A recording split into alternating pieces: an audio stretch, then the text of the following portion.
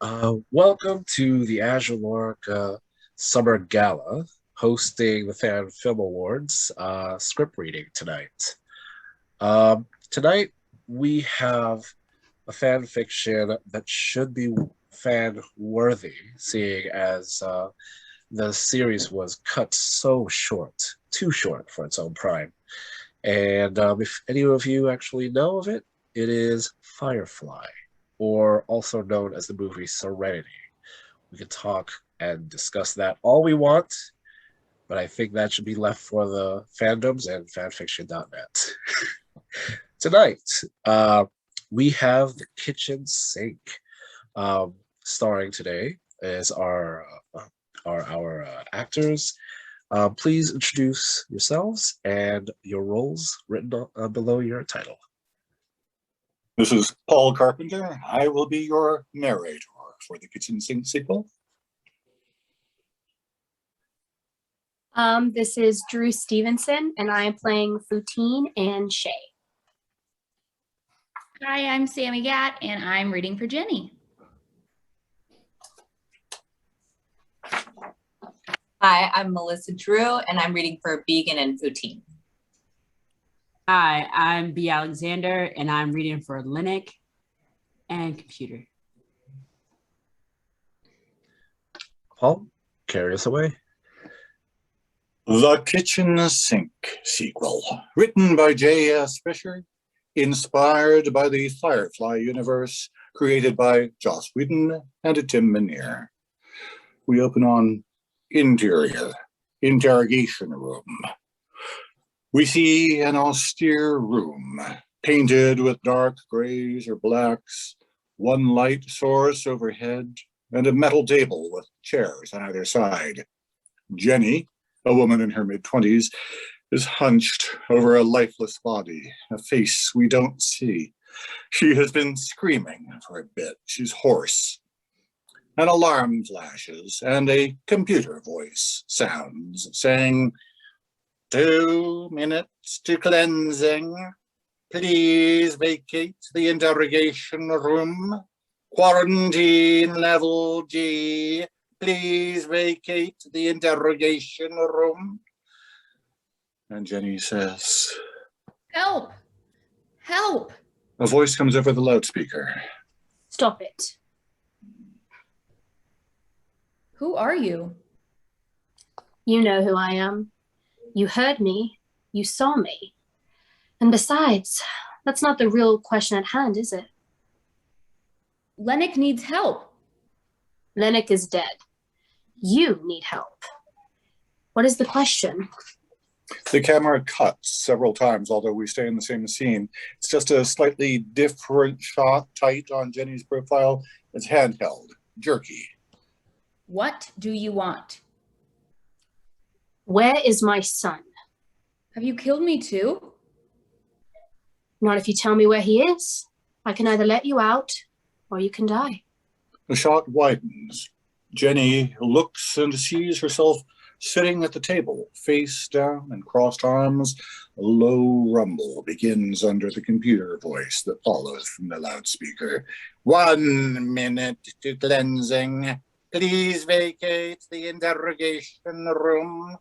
We cut back to our Jenny, tight on her face and slowly zooming in as we hear the rest of the computer voice's line. Quarantine level G. Please vacate the interrogation room. The rumble below comes to a forte and then suddenly vanishes.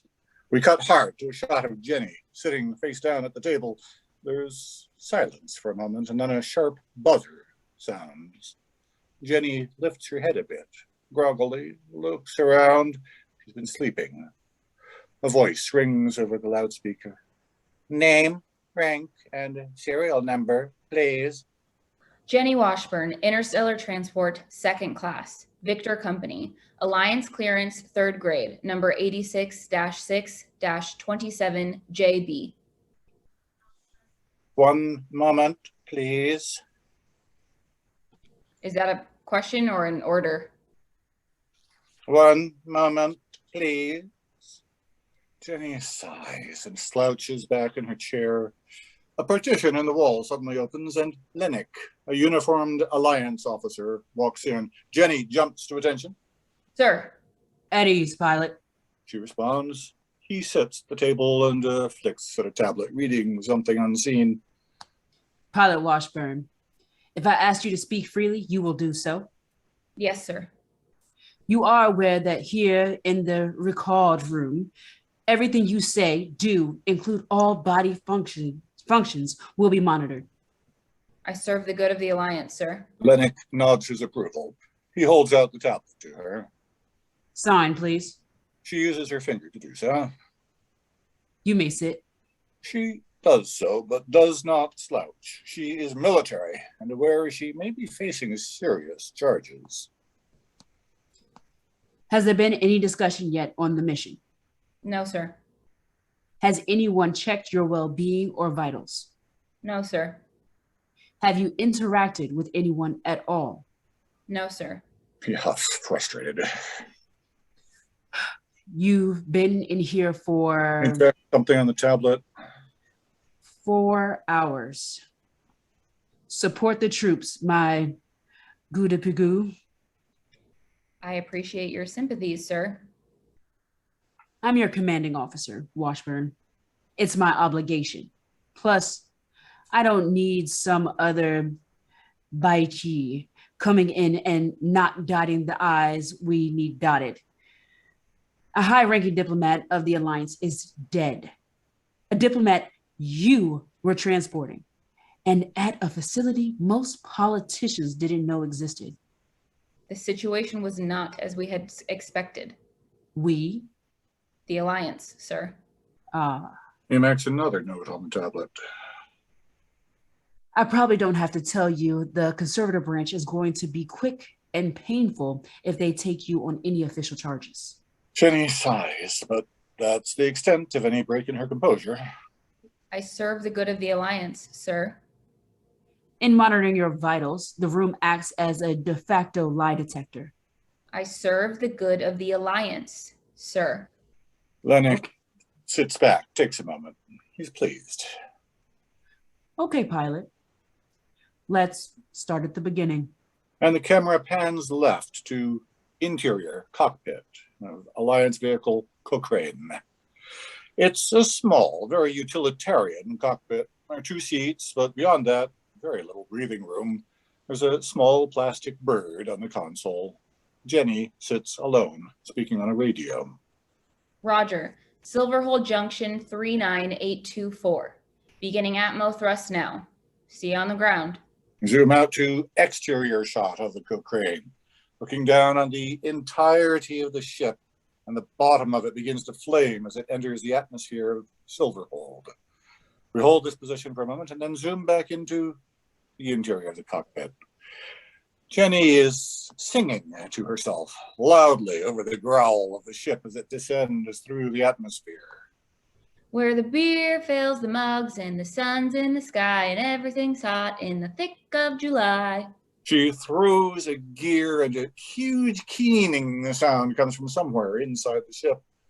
And the land is so merry you sit down and cry. And by God, that's the earth that will be. Raise a glass for the earth that will be. We zoom out of the cockpit again to exterior of the spaceship. This time, we're much farther away from the ship.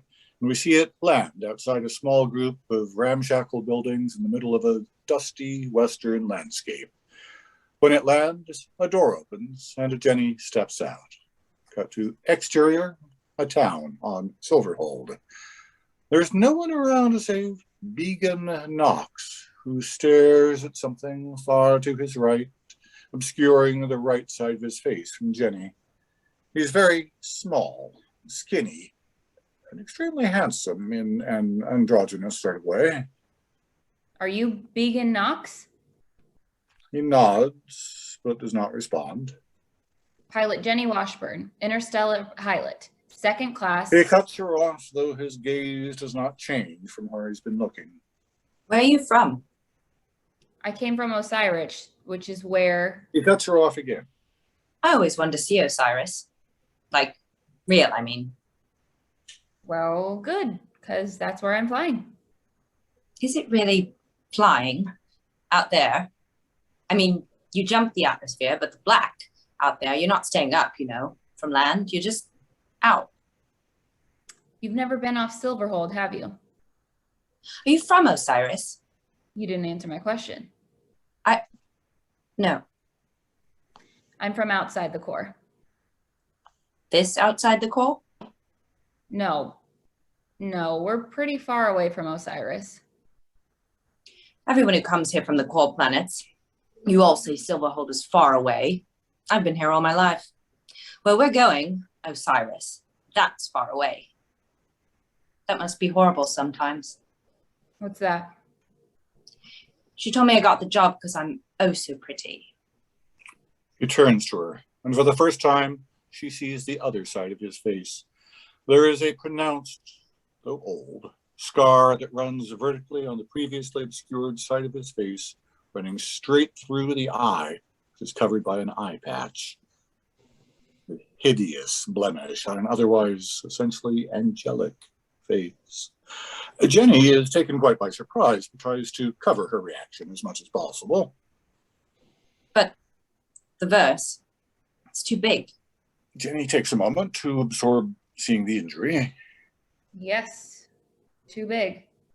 He looks past her. Your ship is small. It's the Alliance's ship. I'm just a pilot. Second class. When do you get to call it yours? It's never mine. So if something happens to you, someone else drives the ship? Pilots it, yes. Too big. With that, he jumps off his perch, presumably leading her to her cargo. And Jenny has a moment's confused look and isn't quite certain what he meant by that. But her duty kicks back in and she follows him. Interior, inside the barn, there is an old wooden table upon which is stacked a heaping pile of flashing, whirring electronics. They are connected to more electronics, all wired together, that surround a single seat in which Dr. Shay Rhodey sits. She's a bigger woman, probably mid-40s, but with a ferocious dignity about her. In front of her sits some kind of display, flashing with the waveforms of sound as she records. Chickens liberally dot the inside of the barn as though Shay's setup had roommates. Puppy's all wired up, but he knows. I had to. He's smart. Too smart to not see what's coming, see what I've been planning and how. He gave that look one too many times over the years, and I could not say it. It would have been cruel. Plus, this way, you get his mind on the one thing. He hasn't shied away yet. Doesn't shine to it, but staying scrappy. I'm hoping you've heard all of this, some of this, but, well, can't use yesterday to pay for tomorrow. Either way, we did good work. If nothing else, we did good work. And our star's going to be shining bright enough to hold Versal melt, bright enough to make the blind man see, right? There's a noise, and Shay looks up to see Began and Jenny entering the barn. Well, they'll see. She hits a button on the display. We see a quick upload and then a message that reads, "Sent." She taps the display again and the screen goes black. Pilot, Diplomat Rhodey. Dr. Rhodey's got enough sun. Whatever the Alliance puts on me, just seeing's duty. Nothing else. Jenny stands at attention. Jenny Washburn. Interstellar trans. Shay cuts her off. Yeah, no worries, pilot. I've got your goods. We checked you out. Good things, I hope, Doctor. Adequate. Jenny is unable to hide her annoyance. Okay, calm down, pilot. Alliance ratings are like everything else on the rim, not worth a dam in a ditch. Egan, it's time. Shay rises from the electronics, picks the display up upon which she had working, and crosses to Jenny, sizing her up. And why, pilot, do you fly for the Alliance? Jenny gives her a suspicious look, but answers the question after a moment's thought. I wanted to see the sky. Where I grew up, it's just a bunch of clouds, pollution style. There's a crash and a squawk, Jenny looks over to see Beacon, having toppled the table, ripping apart cables, shattering consoles, everything. Follow me. Shay walks toward the door as Jenny looks back at Beacon, angrily at work. We cut to the outside of the barn, where Shay sits on a log, holding a tea saucer and cup into which she pours something clear from a flask. Whatever Shay drinks as the scene progresses, it has a kick. We can still hear the crashing going on inside where Beacon is working demolition. Jenny is still confused, a look which is seen by Shay. Don't be so worrisome. Our work is done here, and the Alliance likes things tidy. We were working under the radar style, and now that we're out, best for behinds are covered. And now you're on your way to Osiris? True, pilot. There's a silence, and Shay gives Jenny a pondering look. But you won't ask any more questions than that. None of my business, ma'am. You're right. It ain't. And I'm sorry for it. Sorry for it. But Shay just waves her off, taking another hit from the cup. Beacon reemerges, still holding a metal bar he had been using for the demolition. Done. No one's going to find a few pieces and build a log cabin? Dirt. Total dirt. Shay smiles and looks at Jenny. She rises, slugs back the rest of what's in the cup, and gently puts the cup and saucer on the log where she sat, leaving it behind. Well, pilot, looks like it's all aboard from the way home base. Jenny gives a confused look, one that lingers on Beacon, but nods. This way? Cut to the exterior of a town in Silverhold. We see a long shot of our trio leaving the town. Beacon looks back in a close-up and tosses the metal bar he had been holding with fury. Sticks a finger in his mouth and grimaces slightly in pain. Smash cut back to interior interrogation room. We're back with Jenny and Lennox on both sides. So nothing on the surface, nothing at all. No indications. Nothing at all. I was on the moon for maybe 30 minutes at the most. We loaded up their cargo, which wasn't much, and took off. Exactly what you would expect. Except the equipment. That, and maybe the way he specifically, the way he talked. It was very final. You could feel it like he knew he wasn't coming back. This Vegan Knox? Yes, sir. I mean, I couldn't really figure out why he would want to. Most of the people I've encountered from those moons never want to look back. If we sent a team in, they would be able to piece together whatever she was doing. We're back inside the barn, where Beacon is silently smashing the equipment. I don't know. I didn't get a good look at the condition Beacon left it in. Cut to exterior, outside against a wall somewhere on the planet Silverhold. There is a group of kids, Beacon's age, who have surrounded him. He is noticeably without the scar or the eye patch. They throw him to the ground, and two kids grab his arms. As Jenny's voiceover begins again, one of the kids pulls out a weapon, nothing more than a jagged shard of metal. From the sound of it, though, he had an axe to grind.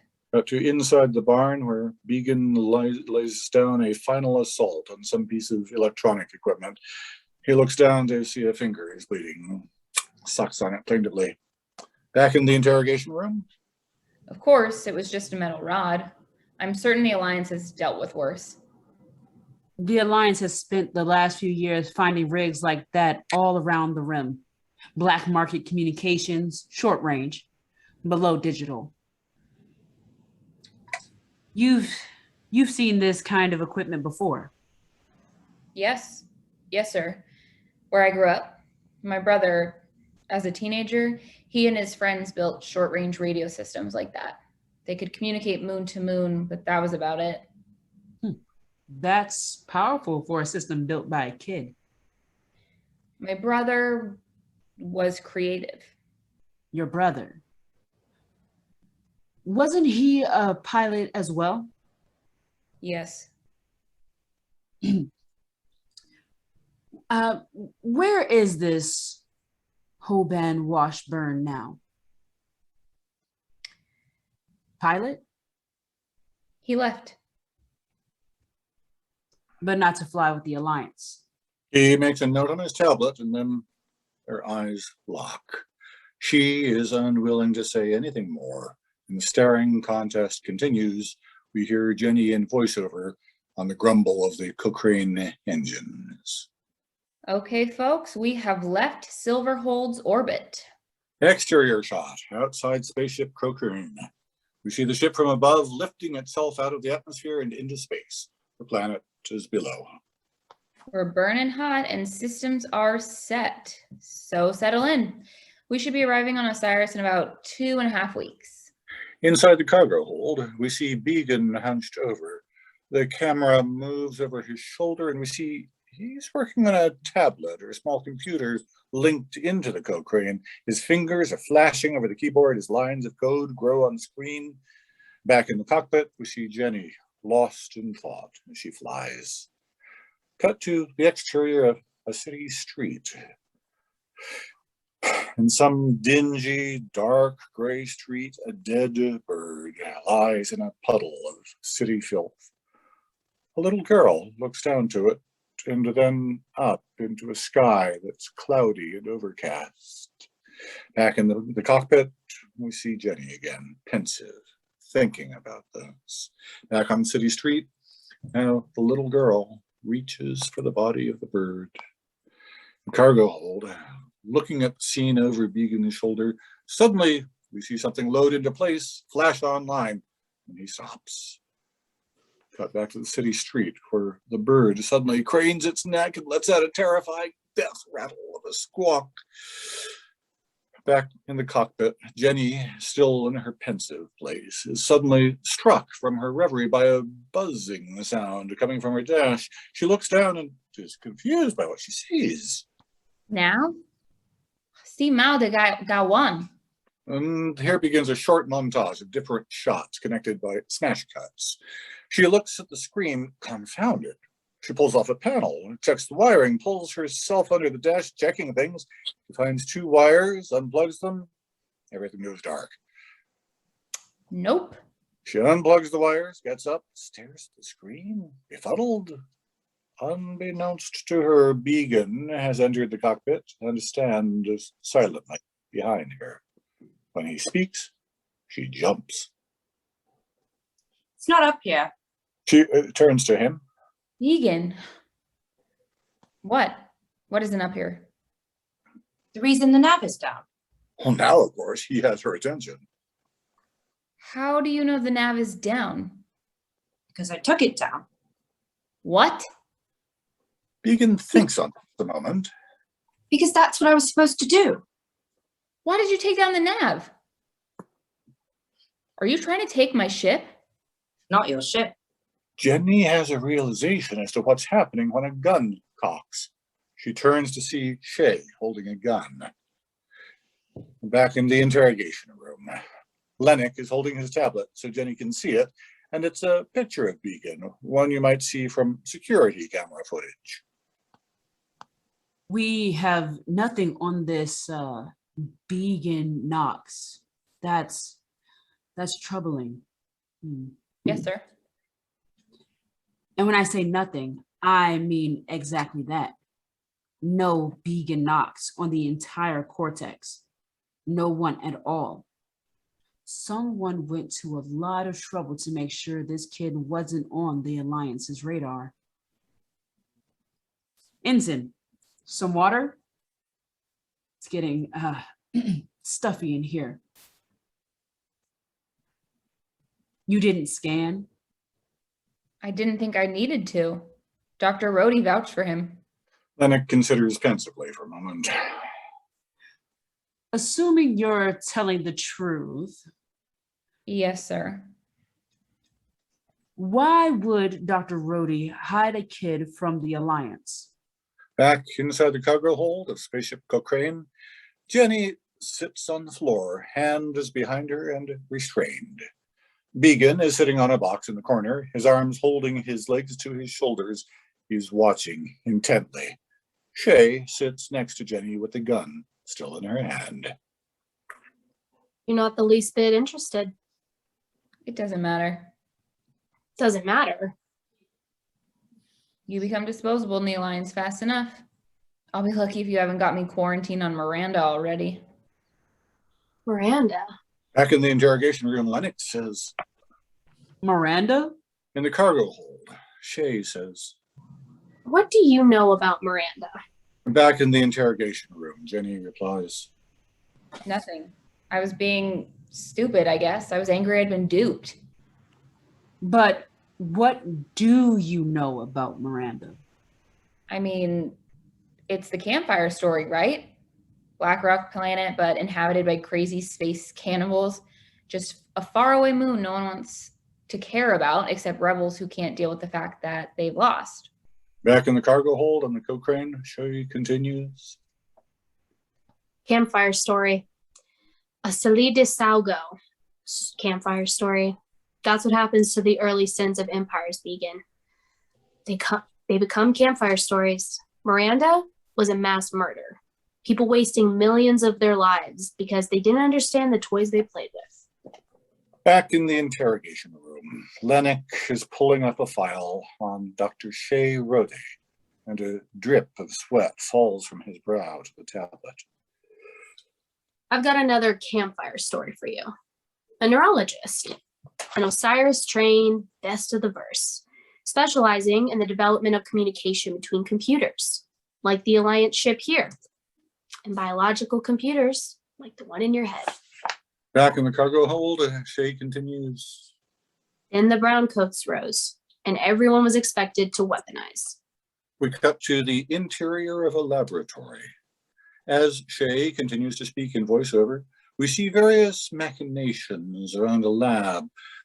People looking into microscopes, eyedroppers, moving into petri dishes, always two people working, and with as much care given as possible to hide the faces of both Shay and Poutine. I was paired with an immunologist, and we were tasked with creating all sorts of drugs, medications. That was the Alliance word, which, once the rebellion was squashed, would help maintain the sort of citizen the Alliance wanted. Shay continues, but we're back on the Cochrane. They took down the browncoats, of course, and instead of relaxing, the Alliance just saw shades of rebellion everywhere, spies, treason. So the experimentation continued. We cut back to the lab, where a young girl sits in a chair with a blinding light in her face, her head held in position by some metal device. Her eyes goggle around in fear. And under the sound of Shay speaking in voiceover, we hear the whir of a mechanical saw beginning. We were expected to find interface, the way to hardwires a brain to a computer.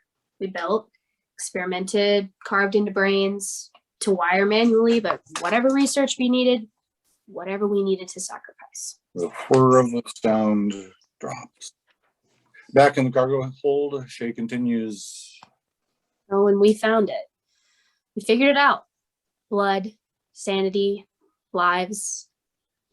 I could not in good conscience give that technology to the Alliance. God knows what they would have done with it. So we started telling the Alliance the possible wasn't, saving the tiny bit of souls we had left. We see a shot of Began sitting in the same position as in the top of the screen, staring into space, not listening. The camera very slowly zooms in on him as Shay's monologue continues. Eventually, we stopped producing, so the Alliance decided they didn't want to fund the research anymore. They shipped him off somewhere, and I was made a diplomat on the rim. My reward for my service to the Alliance, of course. Keep me out of the way, more like. And I met the people I'd helped defeat. The shot moves back to Shay. Sins I didn't know I committed. So you've an axe to grind with the Alliance. You're sure not the first person. I needed a ship. You've taken the nav. Where are we going? We cut back to the interior of the interrogation room. Lan Yang, She said it was a dwarf planet off the coast of... pilot. This is deeply troubling. You've now mentioned 2 places the Alliance works very hard to keep off the radar. Yes, sir. I serve at the will of the Alliance. Just keep to events. Proceed. We cut back to the cargo hold of the Cochrane, where Jenny says, What is Lan Taiyang? Home to a manufacturing planet. Blue Sun territory. Why there? Shay looks at her and considers the question. Gateway to the verse. The whole verse. Smash cut, shot from above, the 3 people in the cargo hold, plaintive music starts to play. As the music continues, we see a series of shots. First, the interrogation room, where Lennox is reading his tablet and drinking from a glass of water. He's clearly experiencing some level of discomfort. Next up, inside the cargo hold of the spaceship, Began, likewise, staring at his tablet, though we can see his screen. He continues to refresh a display that tells him how close he is to Lan Taiyang. Next up, interior of the barn. In the darkness, Foutine, whom we see only from above and behind, is hunched over the ruins of the radio system that Began smashed back on Silverhold. He holds up a small tablet, about the size of one of our phones, and does a scan for something. After running a few graphics over the phone, the following words pop up. DNA match. We cut to his eyes, the dim light reflected. And now we are going to break for intermission. It will be 15 minutes, so we will be back at 2050 hours. 15 minutes. See you then.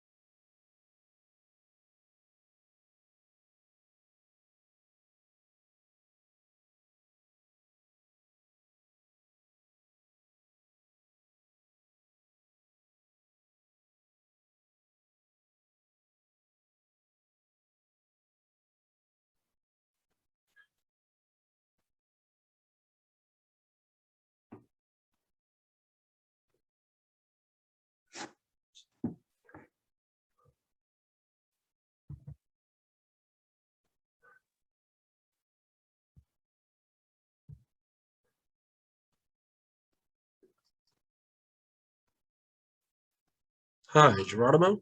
Are you there?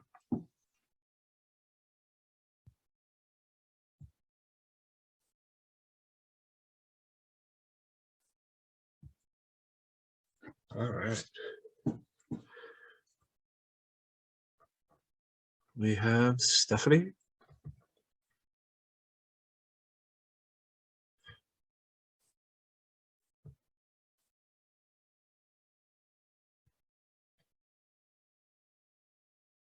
Oh well.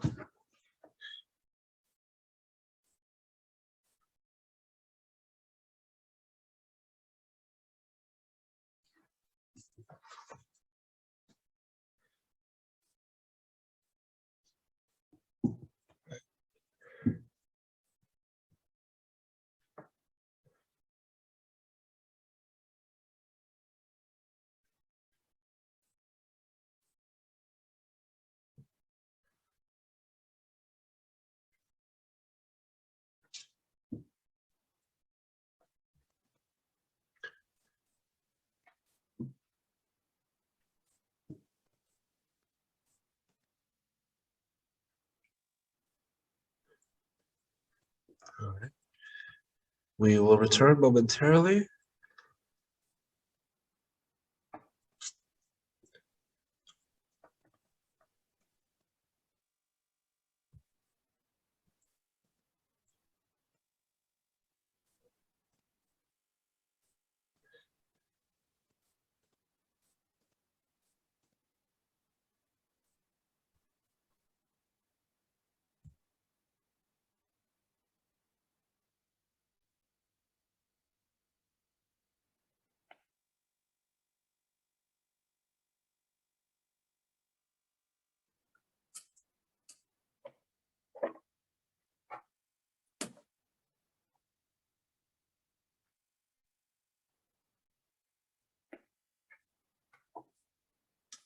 Okay. We'll begin once all our actors are back on screen.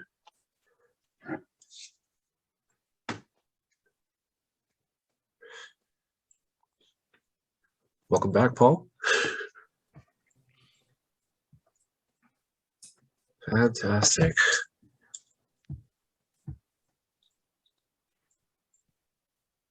All right. Everyone has returned. Carry us away, Paul. Back in the interrogation room, Jenny lifts her head in shock. She's been asleep in the interrogation room for who knows how long. She's surprised to see Lennox settling back into his chair. You fell asleep, pilot. I left the room for 5 minutes and you were out. We cut to the cargo hold aboard spaceship Cochrane, where Began says, You needed sleep. Jenny sighs, hanging her head a bit. How close?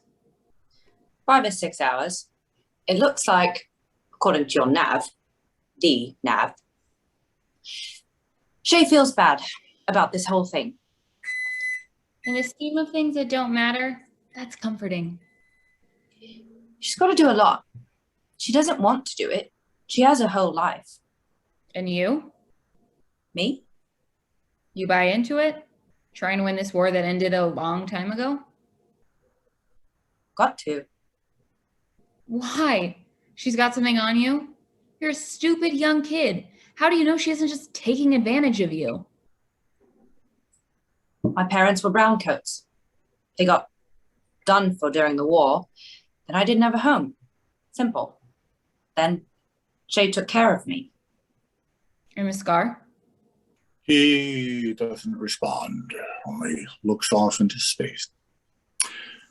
Cut to the cockpit of spaceship Cochrane, where we see Shay sitting, staring into the endless void of space. Her face is awash with silent, dry grief. The radio is on, and she can hear everything Jenny and Began are saying. Or would you prefer I pretended not to see it? Because you're not oh so pretty. No, We cut back to the cargo hold, where Jenny continues. That's not a mistake. Someone cut on you. Or is that what they do on Silverhold? Egan takes a moment, considering. We cut to exterior, somewhere in an alleyway in a town in Silverhold. Again, we see that same shot from before, but with no sound. A group of kids, Began's age, have surrounded him. He's noticeably without the scar or eye patch. They throw him to the ground, and two kids grab his arms. One of the kids pulls out a weapon, nothing more than a jagged shard of metal. They were going to cut out my tongue. Who? Kids, bullies. Why? Back in the cargo hold, Began continues. Said I talked like a girl. The shepherd called me sly. The kids in town, they got found out, so just time for a quick slash, a scar and enough infection to almost eat me. The shepherd didn't want a doctor, said I was going to hell, right? God marks his evil creatures. But she fixes things as good as she can. We cut back to the inside of the barn. It's a silent shot as Began continues in voiceover. A shepherd, shaking, pale, ruddy skin under the dramatic effects of some advanced state of infection. He thumbs through his Bible, and the camera pans up to see Shay watching, almost like a vulture circling its prey. I wanted to pilot, see the verse, get myself off Silverhold, get to Osiris, Londinium, places where they don't cut on sly. The shepherd begins to hack silently, and a small trickle of blood issues from his mouth as he collapses out of frame. Shay considers and makes a note. You don't pilot with a dead eye. Depth perception, can't even catch a cold, so I learned technology, radio at first, and then ships from there. Now we see Shay and Vegan sitting in front of an array of radios. She switches on a radio and Vegan clasps his hands together excitedly and smiles. And he's without his patch and his scar. It's a slightly bloody dressing. Shay smiles as well, but as always, the smile is tinged with sadness. However, she leans into the mic, and for the first time, we hear some sound in this scene. This is the doctor and the puppy, seeing who's out and about in the verse, who's listening. Vegan smiles excitedly. Back in the cargo hold of the Cochrane, Jenny says, There's a life to you. There are good people. People on Osiris who don't care about sly, don't care about poor or scars. All the time I've spent on the rim, it's stupid, intolerant people who are bitter about a war they deserve to lose. No, that they never could have won. Look, I'm sure your parents were good people, but Began Knox could be whoever Began Knox wants to be. They exchange looks for a moment, silently. We cut back to the same interrogation room as before, but now, instead of Jenny, Lennox, who's looking much healthier than he has in the last few times I've seen him, sits across from someone else. It's a man who's pale, sickly, and his eyes appear unnaturally bold. He speaks in a harsh, bedraggled voice. You found her? Lennox is typing on his tablet and lifts his eye to give Foutine a suspicious look, but he keeps typing. Or did she come to you? Lennox takes a moment and then slowly goes about his business. He's in control, not this man. State your name for the record, sir. Name within the Blue Sun Networks is Foutine. Good enough? It'll set off all the right alarms. That's how Dr. Rhodey knew me.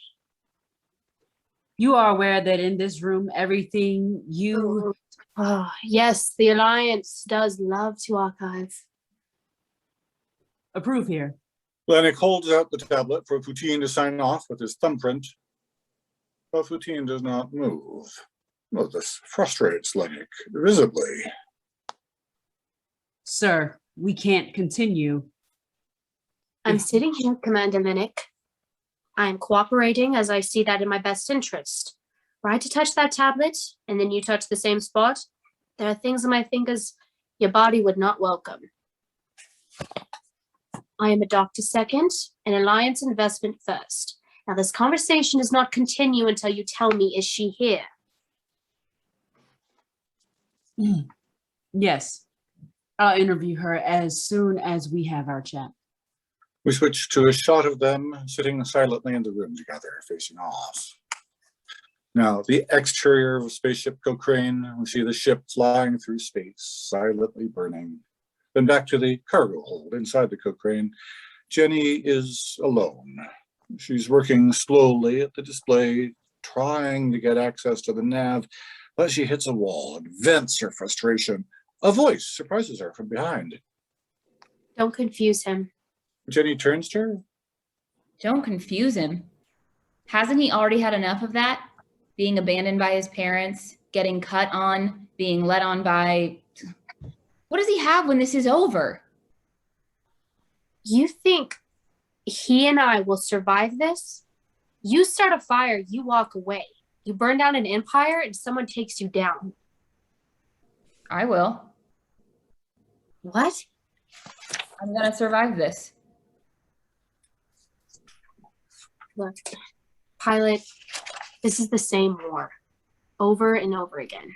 Cut to the interior of the pilot cabin of spaceship Cochrane. Began lies on a cot in Jenny's cabin. It's covered with a few of Jenny's personal effects, the most prominent being a small pocket watch, which is silently ticking away. Began looks at it with interest. It's the most relaxed we've seen him. He's stripped any top layers to just a smudged white t-shirt, and he's barefoot. He's trying to sleep a bit. There are other long, if lighter, scars that we can see on his arms. Probably the same kind of abuse on his eye, though not nearly as deep. He's dozing, but every once in a while he starts awake and pushes the same refresh button he'd been working on his tablet before. Back in the cargo hold, Shay says, It came out of Miranda. Look, I'm sorry I brought it up, really. It was us. On our watch, an experiment that taught us a great deal. It's the first breakthrough in what we call a double virus. Double? Between virtual and biological. You mean a computer virus? I mean a computer to human virus. But that wasn't good enough for the Alliance. They wanted communicability. back inside the pilot cabin, we see Beacon. He falls asleep finally, and the tablet's numbers hold at 12 o'clock. Camera holds on him for a bit while we hear Shay in voiceover. Like I said, it was too much. Couldn't deliver such a weapon to the Alliance, so we told them we failed. Back in the cargo hold, Jenny continues. But you didn't. You engineered it, didn't you? The double virus. Yes. How could the Alliance not know? They would have confiscated all your gear, your records. They did. But you snuck something by them. If we tried to sneak out hardware, it would have been discovered. If we tried to spirit away a vial or even a patch under the skin, we would have been found out. But you figured it out. Twice, actually.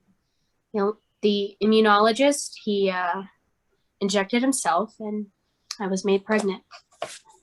We cut to the interior of the lab. Again, there's a shot of the two doctors, neither one of them having their face seen. They hold each other gingerly, and then she takes a needle and injects him. How do you know if he survived? Back in the cargo hold, Shay replies, I don't. I never saw him again. I don't know what the Alliance did to him. Why would he do that to himself? Because the child, also carrying the virus, would have served as an inoculation. Beacon. You're his mother. Lan Taiying has access to the entire cortex. They hid it in the massive belt millions of miles wide between the meteors and moons and dwarf planets. Because it is highly classified within the Blue Sun Network, there are no ongoing firewalls. I can upload the double virus and it will fire the entire system, the entire Alliance cortex. Does Beacon know what he is? What he's going to do? Beacon understands sacrifice. It's going to kill him. The uploading process is cruel. If Ferris didn't die as brown coats, it's you. He clearly doesn't know. Would you have sacrificed him to save your partner? Of course. Cut back to the interrogation room. Are there a moment of silence between Lennox and Jenny? Pilot, this is... A lot. I know. I thought about trying to get the controls without the nav, but that would have just thrown us into space. Who knows where? We're looking into Dr. Rhodey's past, but these are getting into levels of Alliance security to which I do not have access. Yes, sir. So at that point, the mission changed. How so? I didn't see it as an option, really. I had to try and save him, right? A virus? A kid. Back in the cargo hold of the spaceship, Beacon sits with Jenny. Although his boots are back on, they're untied and he's still just in the t-shirt. There's a handful of tall cards scattered about who've been playing. It's a waste. I don't like waste. But if you could, I'm curious. If you could get to Osiris, what would you do? Everyone in the verse wants to go to the core and do something grand and not Alliance-y, without wars and deaths and things.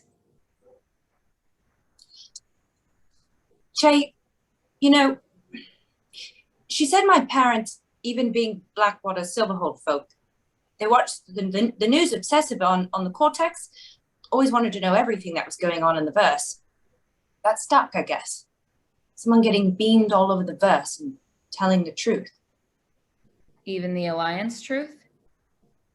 Even if it's a piece of truth, that's something, isn't it? This is stupid. It's not happening. It could. If what? If I throw in with you? We overpower Shay, we fly off somewhere together. How do I know you're not just another part of the Alliance? You dress like them, you act like them, and you love them. Why should I trust you? Jenny considers the question for a moment. Then flashback again on the city street. Same shot as before, the dingy, dark, gray street, the dead bird lying in a puddle of city filth. The little girl looks down to it and then up to a sky that's gray and overcast. The little girl reaches for the body of the bird, death rattle. And I'm so sorry, my device just gave up on me. Can someone take over narration? Where are we? We're on page 34. I think 33. Let's take a brief break. Sorry. It is 9:02. All right. This is a quick intermission. We will be back at 9:10.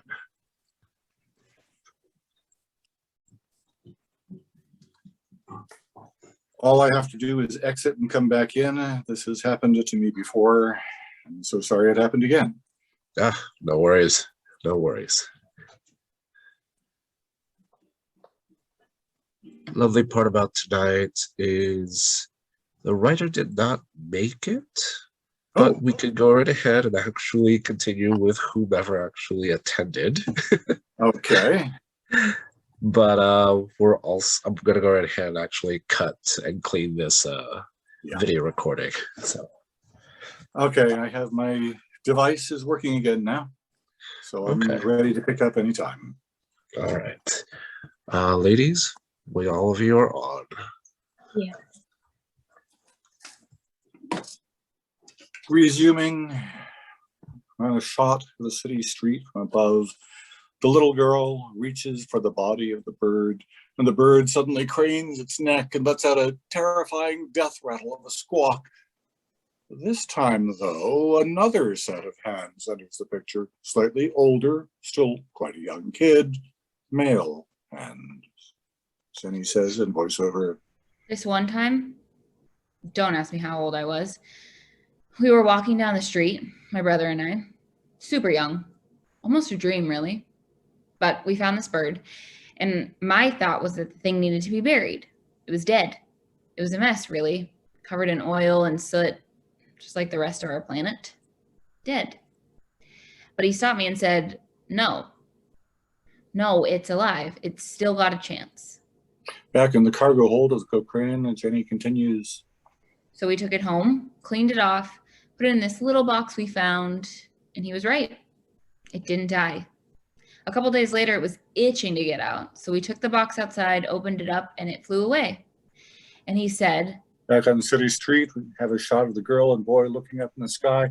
Both the boy and Jenny in voiceover speak at the same time. I am a leaf on the wind. Watch how I soar. Back in the cargo hold, Began asks, What does that mean? Who knows? Some dumb poem he learned in school. we cut back to the city street where the little boy says, Look at you with the smiling and the happiness. If I knew that's what it takes, I'll almost kill more birds. the girl scowls at him, but he smiles. Back in the cargo hold, Jenny says to Began, But that's how he knew he wanted to fly. Pilot, I mean. When did you know?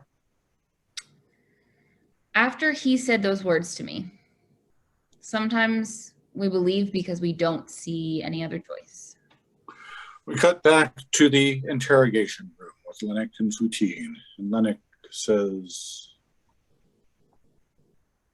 Isn't the real question, Poutine, why are you here? The pilot's here. She's in custody. Dr. Rhodey is dead. So Look, I want to speak to the pilot. she's going to be interrogated. Washburn has a very positive record. There's no reason to lie. Dr. Rhodey stole something from me and I want it back. Your pilot knows where it is. What? Who? we cut to the cargo hold of spaceship Cochrane. As Began and Jenny are in their verbal stalemate, a computer warning sounds. Initial proximity warning. 30 minutes until entering the atmosphere of planet unknown. Designation unknown. Violation of Alliance Protocol 348-B. Alliance override. Diplomat Dr. Shay Rhodey. Showtime. You'll just die for her. Whatever you could be. Choices are already made. Long time ago. Who am I anyway? You are Began Knox. I don't know who that is. Give yourself the chance. Shay has appeared. Began is done with the conversation.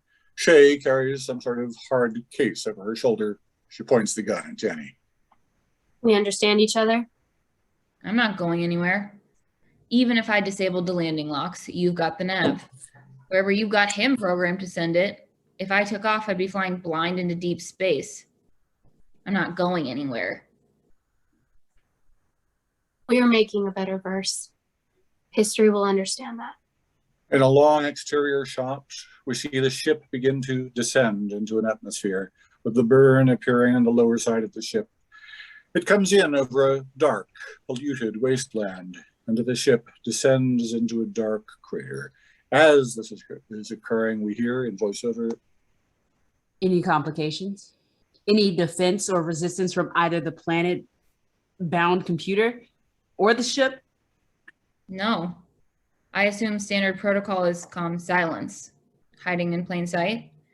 Even if someone landed on that piece of rock, why tempt fate and drop into the mare? we go back to the interrogation room where Lennox and Jenny are speaking.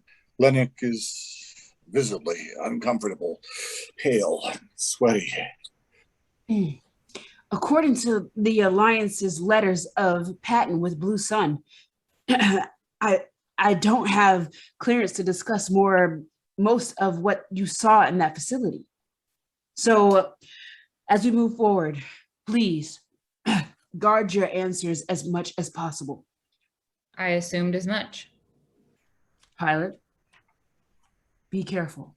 The camera pauses on Jenny for a moment before the shot changes to the exterior of the Cochrane as the ship lands in the crater. Inside the cargo hold, Began is checking his tablet, which is plugged into the wall of the ship.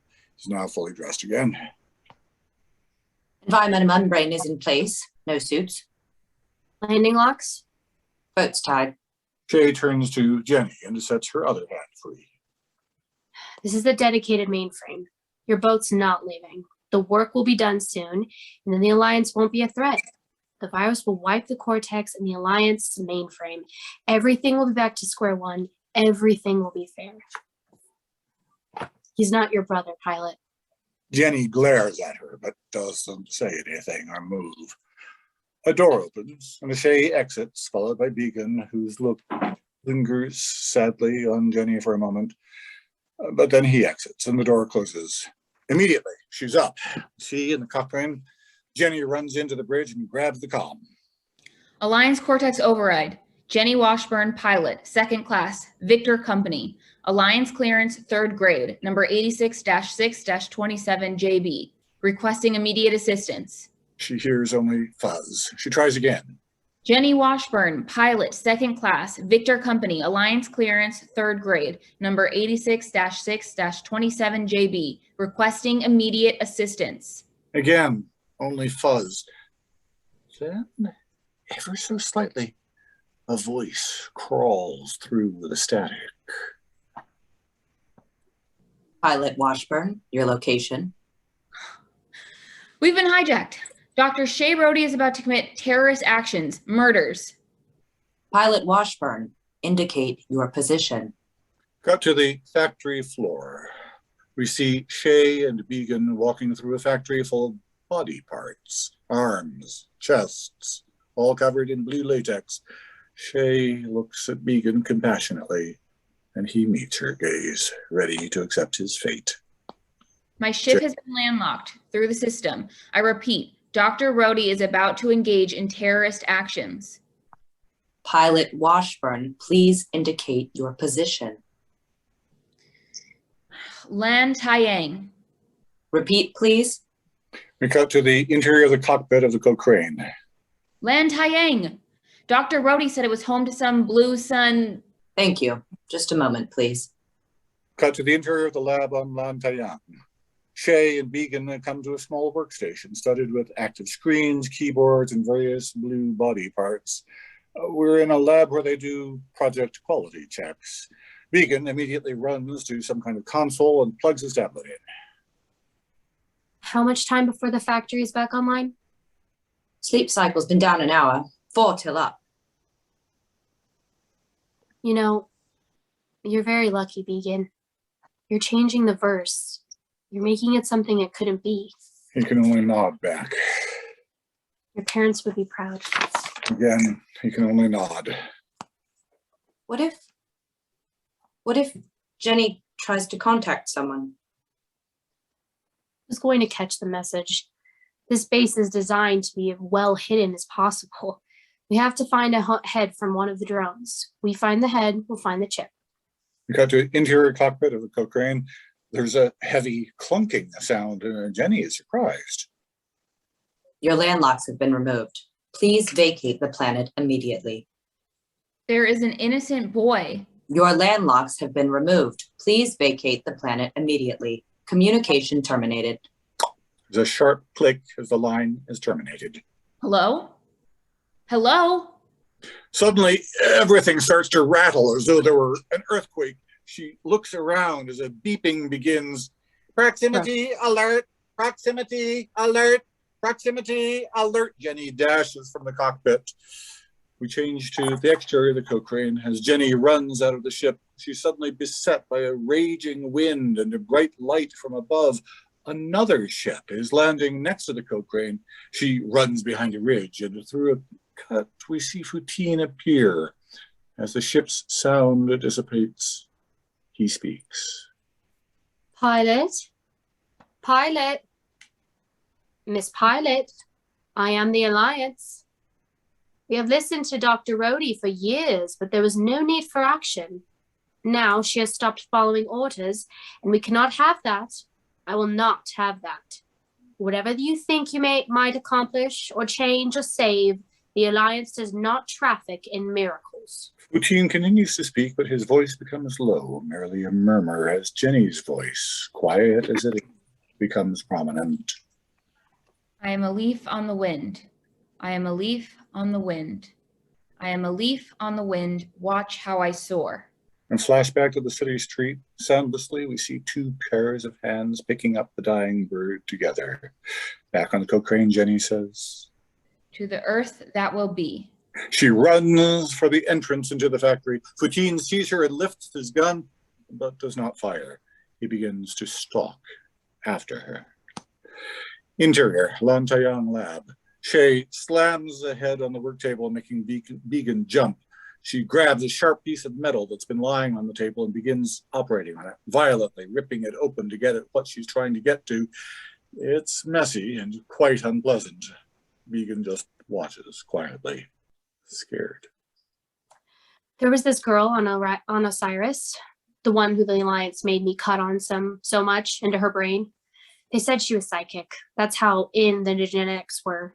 True psychic, even to the point, well, for example, this girl knew that our first try had died on the table. No way she could have known. No one told her. No one talked about that. That girl, she climbed into heads, caused quite a party, letting that girl pick up something she's not supposed to know. Never seen anything like it. And the Alliance treated her like a cross between a haul of spare parts and some fancy gun. Never trust politicians with science work. Just want to blow it all up. She reaches inside the head and rips something violently out of it. She holds it up, grabs a rag to gently wipe it off, and then presents it. And this connects us to the verse. Beacon stares at it, but does not move. Changing things is never easy. Wouldn't know. He takes a moment, but reaches out and grabs the chip. We cut back to the interrogation room where Lennox says, You're talking about this Began? Poutine does not respond, but settles back into his chair and glares. I'm not certain what the problem is here, Doctor. In Washburn's initial statement, she said he died on the planet with Dr. Rhodey. Again, Poutine does not respond, just glares directly at Lennox. Doctor, you are formally discharged from your Alliance duties. The only reason I'm even speaking with you is because of your relationship to Dr. Rhodey and the insights you might be able to contribute concerning her recent actions. Again, nothing. The camera moves to where only Poutine is in the frame, and Lennox is essentially functioning as voiceover. However, regardless of what Dr. Rhodey and this mystery boy were doing, you know I can't divulge any specific information. He's my son. The camera moves to the other side of the table, but it's not Lennox, but rather Jenny. Sir? Sir, are you okay? You look unwell. The camera moves back, showing us Lennox, who looks quite the worse for wear. Nothing. Just too much protein. Keep going. Cut back to the factory floor on Lantayang. Jenny is running and it's very dark. Cut to Poutine entering behind her.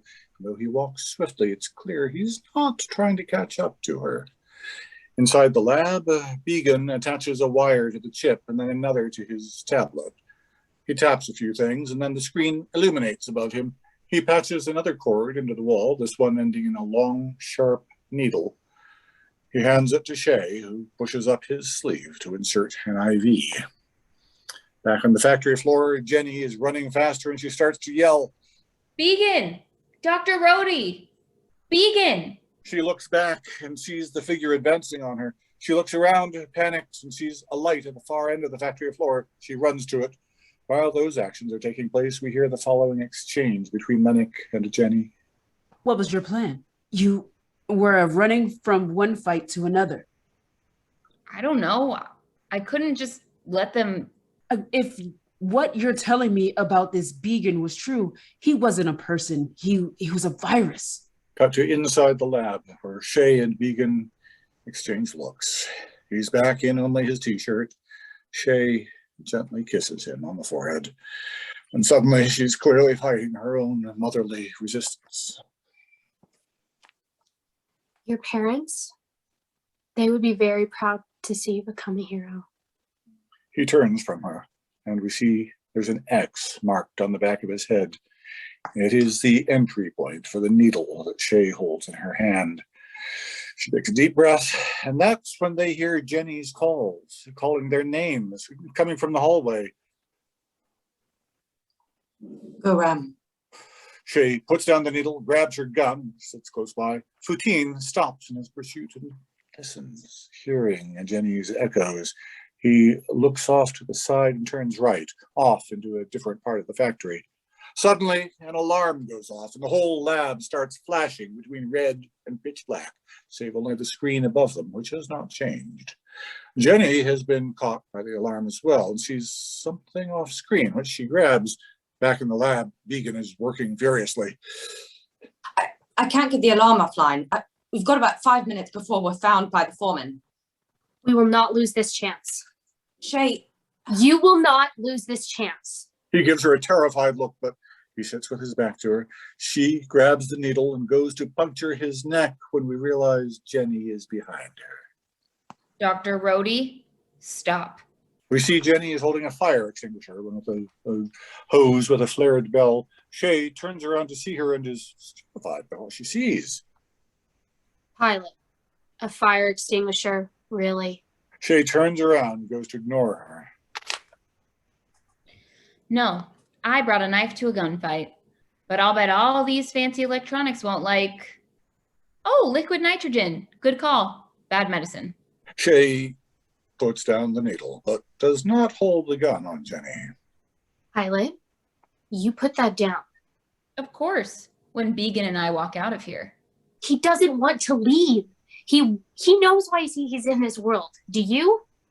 I know that melting the cortex won't stop anything, just more war. You're a pilot in the Alliance. You make war as much as anyone else. When I have to. If I have to. Oh, wake up, pilot. Human beings have hung on by a thread for centuries. Only when Earth that was died, we were then able to sew things up enough to come here. And it's not a moment before all start squabbling for a scratch of land. We need to start over, and there are sacrifices. Almost nonchalantly, she fires her gun, shooting Jenny in the leg. Jenny screams. As Shay begins speaking again, she begins smiling, almost getting giddy. You see? Pain, sacrifice. That's how you make a new universe. Should I take it apart, one by one? Cut off a finger, a hand, a tongue? Show you what the Alliance is truly capable of? I know. We hear a split noise, and Began has stabbed the needle, the one meant for his neck, into Shay's side. She turns to him with an uncomprehending glare and begins to move toward him. And then there's a crong, and she falls over. Jenny has clocked her over the head with the fire extinguisher. There's some sacrifice for you. She hobbles to the gun and drops the clip. And then she throws the weapon away. Then she holds out her hand to Began, who, terrified, takes it. Come on. It'll be okay. Plus, I need your help. I'm bleeding and I'm going to get gross really fast. He's sort of startled into action, and he takes her hand and gets up, but then looks back at Shay. She just wanted to hurt everybody.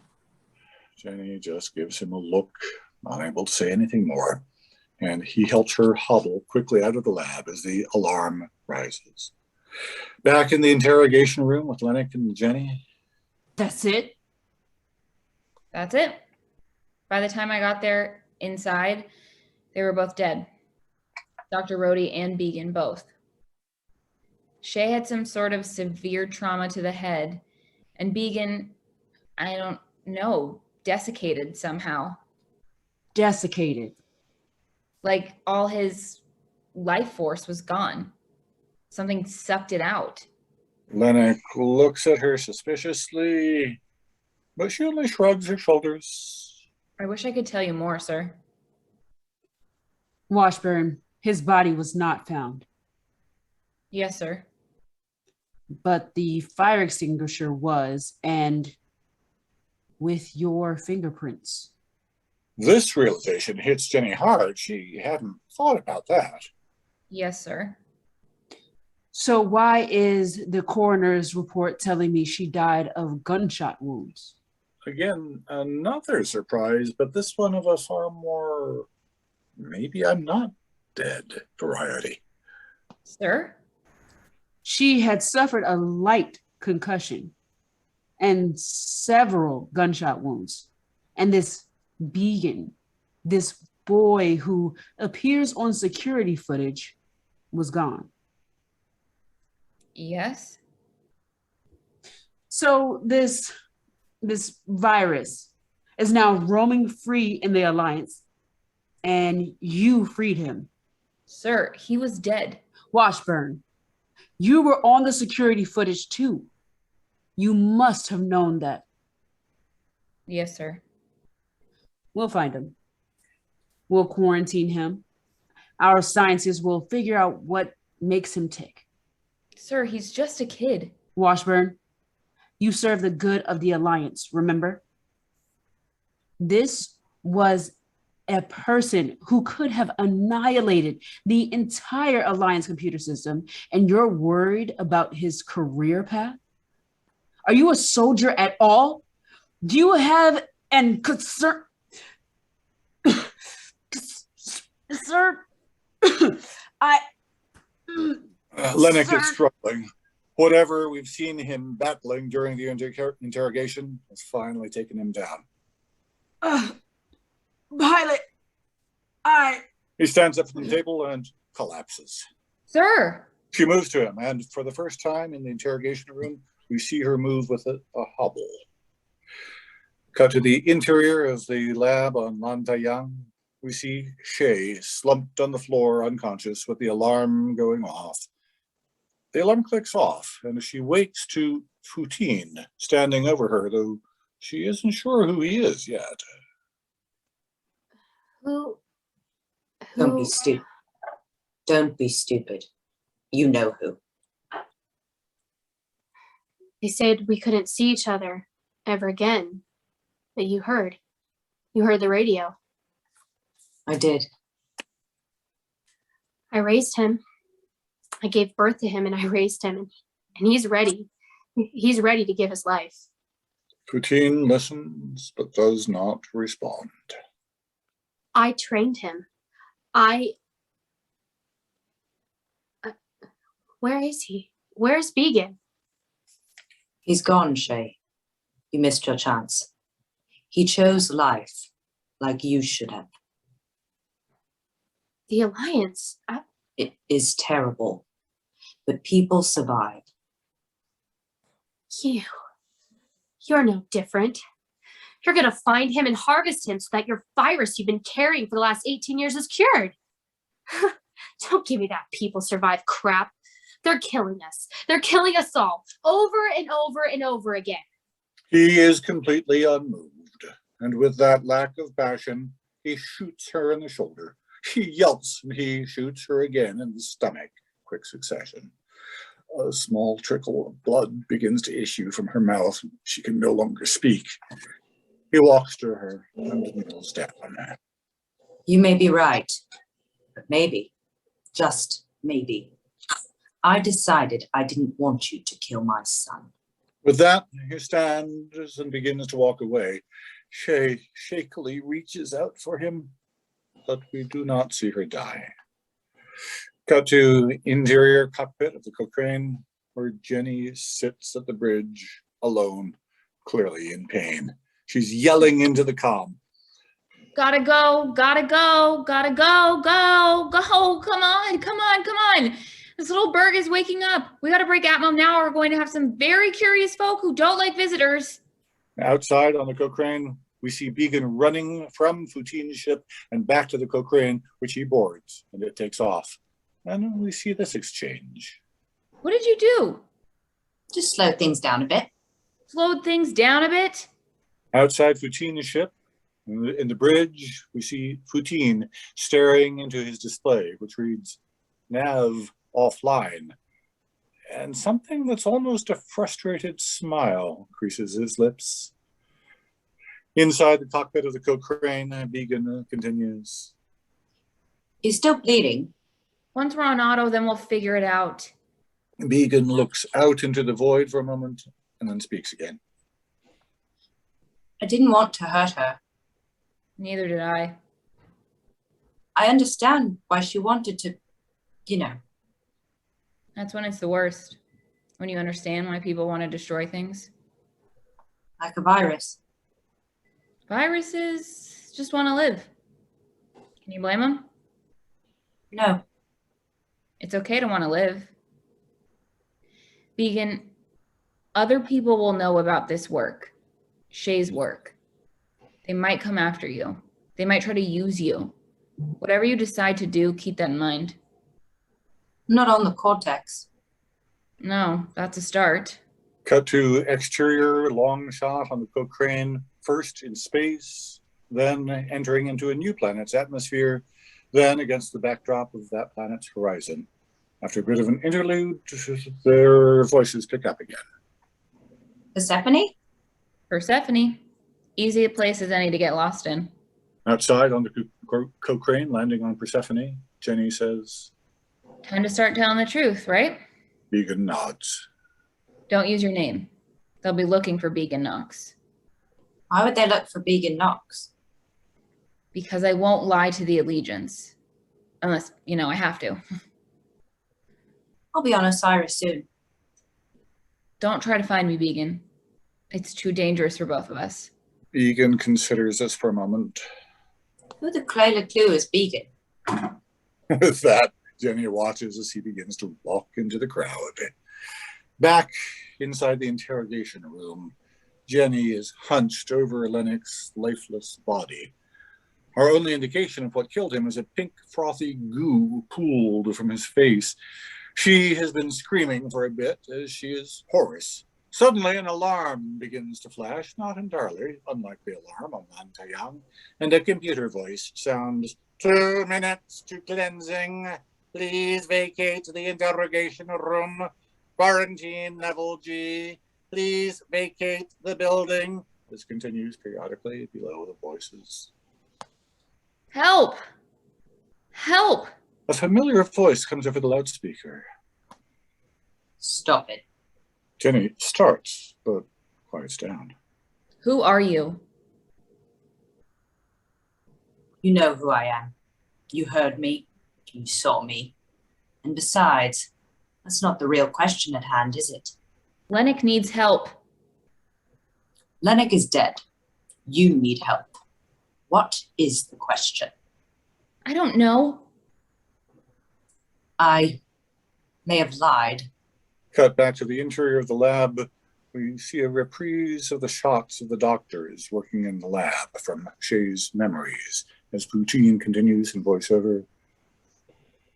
I told Lennox there I could not work, could not touch his tablet, and that the work I do from the Alliance as a safety precludes me from touch due to the viruses and bacteria with which I work. But if I need to, my work can certainly be airborne. Back in the interrogation room, we have a slightly different shot, tight on Jenny's profile. The camera's handheld and jerky. You killed him. Why? And again, we come to the question. What do you want? Where is my son? Have you killed me too? Not if you tell me where he is. I can either let you out, or you can die. The shot widens, but this time Jenny is alone in the room. A low rumble begins under the computer voice that follows. 1 minute to cleansing. Please vacate the interrogation room. We cut back to our Jenny, tight on her face, slowly zooming in as we hear the rest of the computer voices line. Quarantine level D, please vacate the interrogation room. Where is he? She doesn't answer. Where is he? Cut to flashback. Exterior, street scene.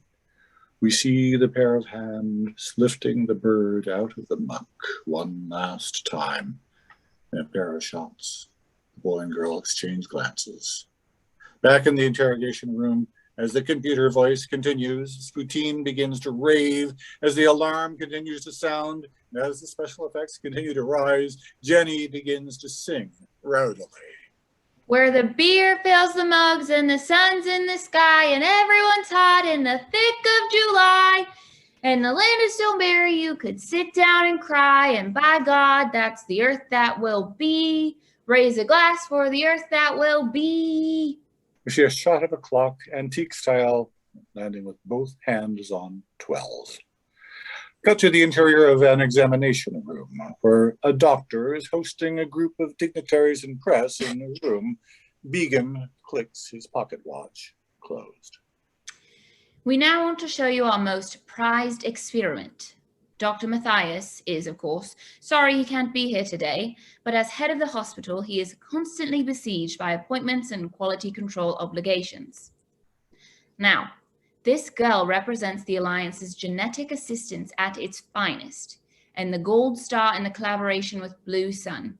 Off the charts, psychic abilities. The doctor continues to talk, and the last person we see enter the room looks to a placard in the room next to the door.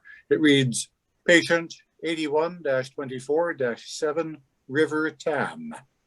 Finally, we see his face, and it's Began. He holds himself a bit more refined. He's dressed in whatever fashions Osiris holds dear, and his eye patch is upgraded, perhaps something even minutely robotic. However, it's ultimately the same kid. We hear the voiceover as he enters the room, and the camera holds on the placard. That was quite a party, letting that girl pick up something she's not supposed to know. Time to start telling the truth. Time to start. Quick fade out to the end.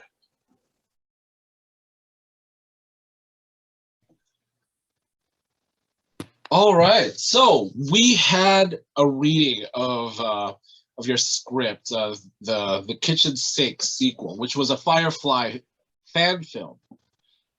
Tell us about the process. I mean, why Firefly? Well, the producer, Jocelyn Fisher, who also happens to be my sister, came to me. It was something she'd wanted to do because she got way into the Firefly culture and the brown coats and all that kind of stuff. I want to say like 7 or 8 years ago, and she decided she wanted to make a fan film, and I really hadn't really done much like this before. Most of what I do is writing in theater, but it seemed like a cool idea, so we just sort of worked on it, and then I wrote the script, I sent it to her, and and then she dealt with film stuff. So, but this script represents a very different version of it that I wrote early on, and it changed, it evolved, et cetera, but so that's what it is. Okay. So in the creation of each character, was it who were they based on? Because I remember like the first few episodes of Firefly, and I know that the series kept progressing as they went. So can you explain like who are the characters here? Because I'm lost. No, I mean, well, I'll tell you, there are a couple basic inspirations for the script itself. And it was, I knew I wanted to write something that was that was female character driven, because that's very much in line with what we knew Joss Whedon to do, you know, all the problematic stuff that's come out aside. But so I knew that was the energy I wanted to bring. Secondly, I didn't want to try and do the show. I didn't want to do characters from the show because I felt like if you try to put those characters on screen, then the first thing you're going to know when you see those characters as an audience member is that there's a different actor playing them, you know? So I didn't want to create that disconnect to attempt to have to jump over. So I wanted it to be its own isolated story. And then the third thing was, I felt like for it to matter, it had to be a story that functioned in a way that if this story didn't happen, Firefly couldn't happen. Right. So when you get like Emma, who actually turns out to be Wash's sister, the pilot sister from Firefly. Yeah.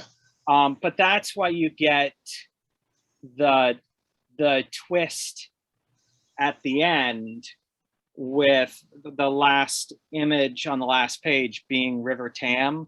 The idea being that Emma is the one who put the information into her head so she can eventually, when we get to Serenity,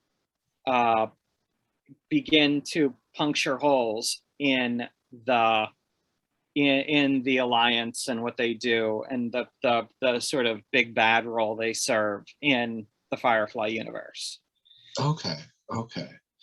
I know that you brought in the character Began, basically the guy that holds the virus or is the virus, I suppose. Within that process, like, I guess where in the timeline is that in?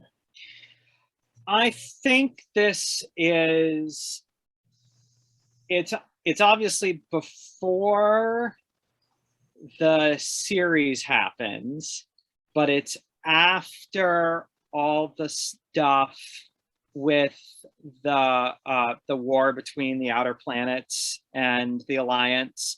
So it's sort of threading that needle in there. Okay. Like, you know, if I were to build it out, we would probably get specific so that we knew when and where that was happening, but it's somewhere in there. Originally, there was going to be a tie-in to the Mr. Universe character in the film as well, but that's sort of, you start taking the hatchet to your work and that ended up on the floor. Okay. I knew that you were using the Chinese cursings, here and there as what Firefly is known for, and a lot of our actors had a hard time, obviously, apart from Go Ram. Were these curses directly used on the show, or did you just find them? Because I'm like looking at it and it says, a woman, like, what was it, a female goat's penis or something? No, the process basically was, figuring out what I wanted to say. I did not go to the show. I did not pull it out of the show. Okay. I tried to be more creative with what I should say is I tried to be specifically inventive unto myself as to what the curses were, and then go and try and find the as correct language translation as possible. Okay. So, Okay. Because I was like, I have Chinese relatives, and I've never heard any of those curses And I know Chinese people, they do actually curse in like a full sentence or a full phrase. It's never just one word, unless it's like mo wo, you know, and that's Cantonese for just saying oh no. But like I know that the series is actually they take liberties in trying to bring up this weird culture between like East and West. So like you couldn't really have a real Chinese like cultural appropriation in the show. I mean, like I've even had like I've seen Chinese translators try to actually translate "go rom," and they're like, "There's no such phrase. There's no word for that. It's just it's supposed to be goddamn, but in this Chinglish, Chinglish, basically, it's like saying haro, I want to have a real plate, in front of me, like just it sounds like a Chinese person trying to speak English kind of deal. So that's why I had to ask. So lovely liberties, to be honest. It's the perfect show to do it. So being that, are you deciding to actually write more? Well, the last idea I had was to actually do a podcast next that were dispatches from a reporter on the rim trying to figure out the connections. Yeah. And because the idea was that Began as computer ends up being the nugget off of which Mr. Universe is able to build his system. Yeah. But that's I haven't thought about it yet all that much. So I've been pulled into writing a bunch of other stuff since then. So stuff where people are saying, hey, we will produce this. So I'm like, nice, very nice. Congratulations. Funny thing, like there was a fan film of Firefly that we actually just awarded this afternoon, called Shadows on the Wind. Are you familiar with it? mm-hmm. Okay. Were you part of it? Yes. Okay, because like it's the exact same characters. I'm like, wait, hold on. So I'm sorry, like I'm going through like 1,000 names throughout this whole festival. And so like, I'm just trying to actually please the nominated. So I'm like, wait, yeah. So well done. It was a beautiful piece of work. A lot of fan filmmakers were actually intimidated. Like it was so funny because it was this one fan film, Fable Town, and it's just amazingly directed, like with an amazing cast, fantastically written, and they were sweating in their boots because we had more people that knew what Firefly was in the judging circle. Okay, all the judges, they knew Firefly, they like knew it, but no one knew what Fable was. So they didn't think twice about it, and obviously, like this Fan Film Awards festival, it's ran by a bunch of fanboys. So, fantastic choice in fandom. I will actually let you know right now. No, it's nice to see that people aren't letting Firefly go. That we basically have 13 episodes, a script, and the movie, and then the comics. And I feel like there's still, constant whisperings on the edges about reboots and things like that. Yeah, it's basically the sci-fi Seinfeld.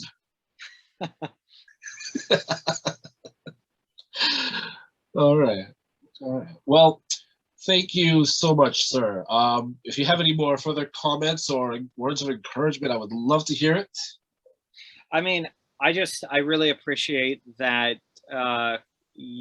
that your organization is giving voice to this kind of work, because it's, I mean, like I said earlier, I work primarily in theater, and theater and film, I'm sure, walk that same line where, you're lucky if you can be employed, and you're lucky if you can have work, and you're lucky if you can create something.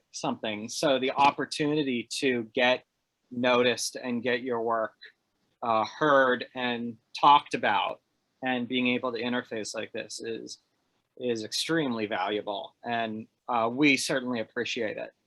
So. Oh, fantastic. Well, we're happy to be of service. Fan fiction is just another,